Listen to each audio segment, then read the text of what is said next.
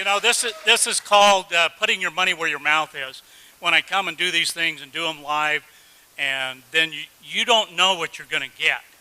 You know, so they asked me to do the brain maps on some people that were having the bars done, and it's like, okay, that's good. You know, I'm open. I'm always pushing the envelope. I'm on the front of the curve that's on the front of the curve. We have to look back to see where the cutting edge is. All I can tell you is when I saw the results, my jaw dropped. I was so astounded. And you got to remember, I've been doing this for 16 years. I have seen brains of every kind and all different kinds of conditions. This is the very first time that I've ever seen a brain do what we are about to show you. I mean, I was blown away. It takes a lot to blow me away. This blew me away. So why don't you tell them? Okay, so we didn't mention yesterday that one of the things we do is called bars, and it's 32 points on the head that are designed basically to delete file on your computer banks so that you can create a change in any way you want. So everything, you know, the bars are a soft touch. You put on particular points of the head. These release the thoughts, feelings, emotions, considerations, and attitudes you've stored in any lifetime. And the end result is, you know, worst case scenario, your whole life changes. Best case scenario, you feel like you had a great massage. So. We have several different databases, ways that we can look at this information, and that adds a level of credibility and reliability. And so I'm going to show you all the different ways that we measure this. So we take an EEG, we put the cap on their head, and we measured all 19 electrodes. We did eyes closed, brain on task. Then they did the bars, and then we did it again right immediately after. Put the cap back on their head, measured eyes closed, brain on task. And I'm going to show you what happened. This is a normal brain map. And so this one is before. This was, and you can see the red area that's lit up. That's the area that we identify as PZ. And it's showing that it's, you know, roughly 3 standard deviations above what would be considered normal. So they did, I think it was an hour and a half of running the bars. And then immediately after that, we did it again. And here's what it looks like. Can you see a difference? Yeah, all right. So this was one measure that we were able to look at. Let's take another glance at something. It's called S-Loretta, and that stands for Scientific Low-Resolution Electromagnetic Tomography. But forget about that. Here's what it looks like. It came out showing us here, pointer down here where this little red line is, and this area is PZ. That's where it was lit up before. We have a different scale, and down here it's showing us that yellow is 3 standard deviations above what's normal. Well, we know it's at 2.7 hertz. It's in the delta range, so it's a low frequency, but down here it says it's 4.97. So it's almost 5 standard deviations above what is considered normal. It is off the scale of what we're seeing here. So here after is what it looked like. See, you can see the dark color here is the normal range. It's also saying that the change happened at 2 hertz. Okay, well that's all well and nice. There's another part that we look at here that is called the S-Loretta part here. And it gives us a triangulation. So we have what's called an x-axis, this black line here. Then the one pointing up in the air is a y-axis, and then we have a z-axis. So we get this triangulation. It's showing us exactly where.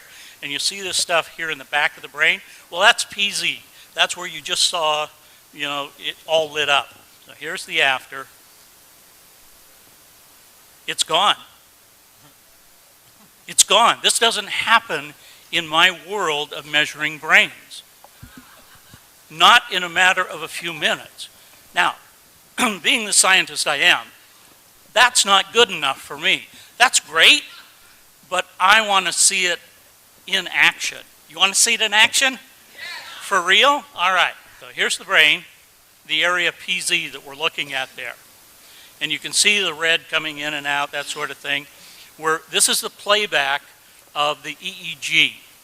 So we've taken her eyes closed EEG, and we're now playing it back. So I went through and pulled out the pieces that I wanted to show, and they said, okay, make this little movie for me and show it. Now let's look at the after as well. Okay, so here's the after. All right, so that's the after. Let's go to the before. You see it? There's the before. We see all the red there. Then afterwards, we see this. All right. Is blue good? Now, being the scientist that I am, What does the red mean, Jeff? the red means it's 4 standard deviations above what's considered normal. It's just very, very active. Okay, it means activity. Okay, got it. Right. Thank you. So we could get into what kind of activity. It's just very, very active, and it's dealing with focus, concentration, and attention. Okay? So this means the brain's doing this. Okay, that's a scientific term. Okay. Thank you. I like All that right. I one. like that term. All right, so being the scientist I am, that's not good enough for me. I want to see the whole picture, okay? You can see the little heads up here, and this one right here in delta. We're going to watch that as it plays through the sequence of events here. Additional things that are down here that we're looking at are coherence. Coherence is how the brain processes information. Okay, thank you. So there is a hypocoherence and a hypercoherence. The blue here indicates that we have a hypocoherence. So what we're seeing happen is the brain is just doing its normal thing. So the phase and the coherence is what allows that higher level of consciousness.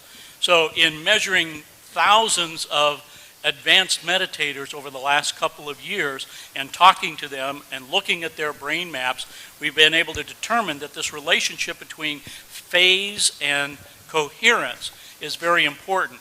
We've also done some things with heart math where we've had people wear this heart device for 24 hours, and we would map them during the brain when they were doing meditations. And they would be meditating for 2 hours at a time in a room like this. So we would have 450 people, and we're measuring some of these people and looking at the relationship. And when people had these profound experiences, when they were able to have kundalini energy, and we map these things, we have validation of them, that the phase and the coherence become very important, and we would see an alignment of the phase and the coherence in what I just showed you, and the heart coherence. So when there is complete heart coherence and brain coherence, then people start to have these magical experiences and start to have energy lining up. And this is about, so when you talk about aligning the energy in the chakras and coalescing that energy, this is what we've been looking at.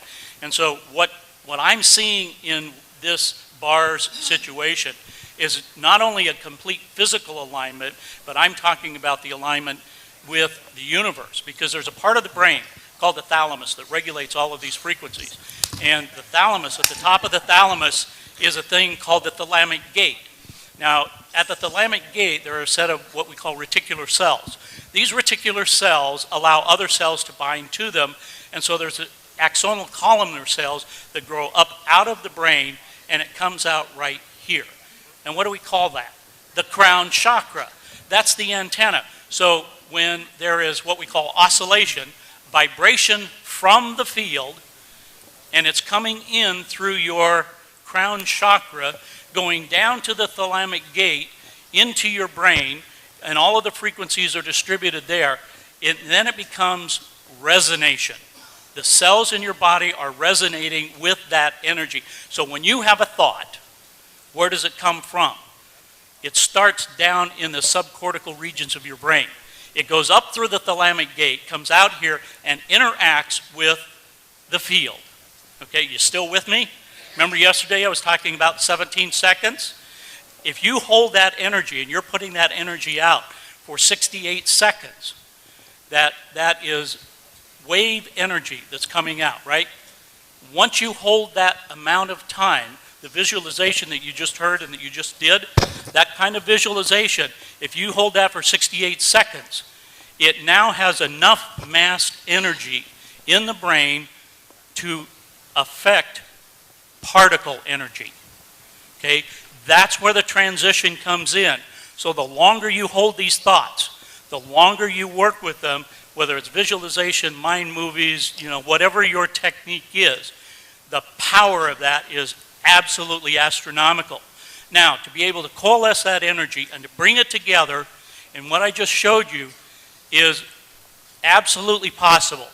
And I believe we only have, the one person that we've processed so far.